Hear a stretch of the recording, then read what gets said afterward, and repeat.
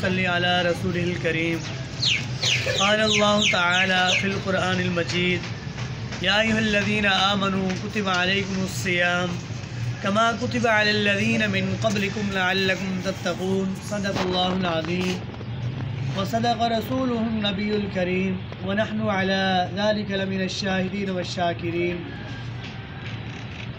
मेरे वाजिबुल एहतराम मुअज़्ज़ज़ सामीन कराम, उस्ताज़ाए कराम, तलबाए कराम, जैसा कि आपको मालूम है कि रमज़ान मुबारक का बाबरकत महीना चल रहा है और अल्लाह ताला की तरफ से खुसूसी इनामात का महीना है और इसके अंदर जो खुसूसी इबादत हैं आपको बताया गया, रोज़ा है और तरावी है और इस तरह और भी जितनी भी इबादत हम कर सकते हैं उनको हम करें और उन पर बहुत ज़्यादा अजर और सवाब है।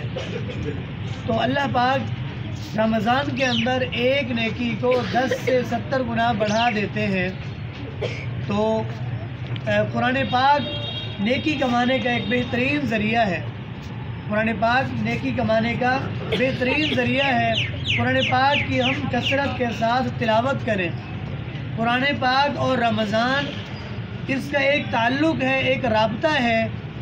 और जैसा कि यहाँ पर आयत मुबारका जो मैंने कल भी पढ़ी, शहर रमज़ान अल्लज़ी उन्ज़िला फ़ीहिल कुरान, यहाँ अल्लाह पाक क्या फरमा रहे कि रमज़ान वो महीना है जिसमें कुरान को उतारा, जिसमें कुरान को नाजिल किया। तो कुरान और रमज़ान साथ साथ हैं।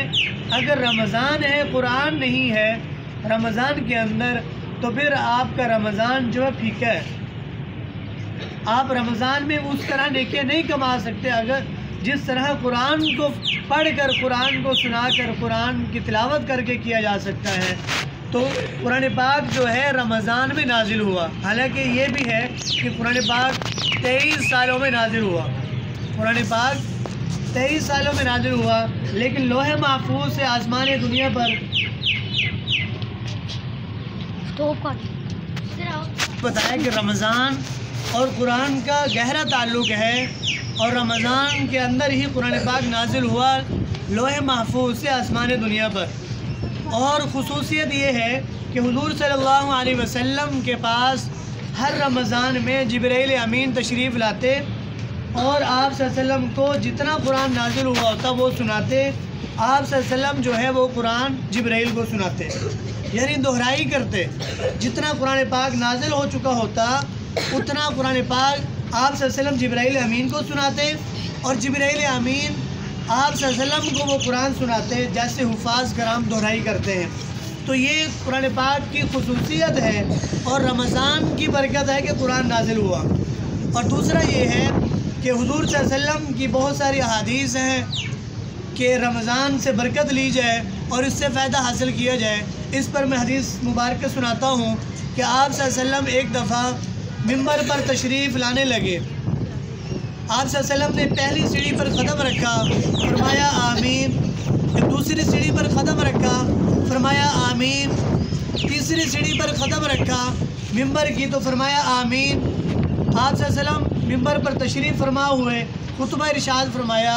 जब खुतबे से फ़ारिग होकर वापस तशरीफ़ लाए, सहाबा कराम रज़ियल्लाहु अन्हुम पूछने लगे, ए अल्लाह के नबी सल्लल्लाहु अलैहि वसल्लम, आज आपने ये अल्फाज कहे आमीन आमीन आमीन, पहले कभी नहीं कहे ये अल्फाज, तो इसकी क्या कोई खुसूसियत हमें बता दीजिए।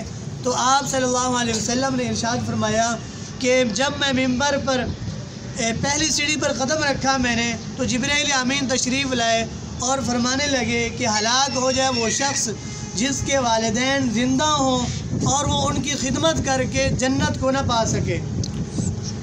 हलाक हो जाए वो शख्स जिसके वालिदैन ज़िंदा हों और उनकी खिदमत करके जन्नत को ना पा सका। तो मैंने कहा आमीन। फिर फरमाया कि मैंने जब दूसरी सीढ़ी पर क़दम रखा तो कहा कि हलाक हो जाए वो शख्स जिसके सामने आप सल्लल्लाहु अलैहि वसल्लम का नाम आए और वो दुरूद ना पढ़े। तो मैंने कहा आमीन। और फिर जब तीसरी सीढ़ी पर क़दम रखा तो कहा कि हलाक हो जाए वो शख्स जो रमज़ान के महीने को पाए और अपनी बख्शिश ना करा सका। रमज़ान जैसे बरकत वाले महीने को पाले और अपनी बख्शिश ना करा सका, तो मैंने कहा आमीन। तो आप सल्लल्लाहु अलैहि वसल्लम आमीन कह रहे हैं, जिब्रील अमीन अल्फाज कह रहे हैं, तो आप अंदाज़ा लगाएं तो फिर उस बंदे की बख्शिश कैसे हो सकती है अगर वो रमज़ान से महरूम रहे, अगर वो वालिदैन की खिदमत से दूर हो, अगर आप सल्लल्लाहु अलैहि वसल्लम का नाम आए और दुरूद ना पढ़े। तो ये हदीस मुबारक हमारे लिए सबक है और इससे हम सबक हासिल करें और इन चीज़ों को गनीमत जानें, वालिदैन की खिदमत करें, रमज़ान में ज़्यादा से ज़्यादा इबादत करें और हुज़ूर सल्लल्लाहु अलैहि वसल्लम का जब भी नाम आए तो आप सल्लल्लाहु अलैहि वसल्लम पर दुरूद पाक महफ़िल में एक दफ़ा लाजमी पढ़ें, महफ़िल में एक दफ़ा लाजमी पढ़ें, बल्कि जब भी आप सल्लल्लाहु अलैहि वसल्लम का नाम आए तो सल्लल्लाहु अलैहि वसल्लम कम अज़ कम लाजमी पढ़ लिया करें।